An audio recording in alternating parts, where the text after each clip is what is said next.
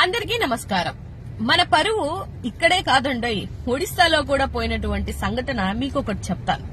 అదేంటి అనంటే, హెరిటేజ్ కి సంబంధించినటువంటి పాలు పెరుగులో నాసి రకమైనటువంటి ప్రోడక్ట్లని యూటిలైజ్ చేస్తున్నారు. ఇది ఎంతో హానికరం పిల్లలకి గాని, లేకపోతే మహిళలకు గాని, లేకపోతే పెద్దవాళ్ళకి గాని అని ఒక మహిళ వీడియో చేసినటువంటి వీడియో వైరల్ అయిన తర్వాత అక్కడ సేఫ్టీ అధికారులు అంటే ఫుడ్ సేఫ్టీ అధికారులు తనిఖీలు చేసిన తర్వాత అక్కడ వాడుతున్నటువంటి పాలు పెరుగులో నాసిరకం ఉన్నాయి, డేట్లు మార్చి కూడా అయిపోయినా కూడా వాడుతున్నారు అన్న ఒక సంఘటన గుర్తించి అక్కడ ఎక్కడైతే షాపులు అమ్ముతున్నారో వాటన్నిటిని సీజ్ చేయడం జరిగింది.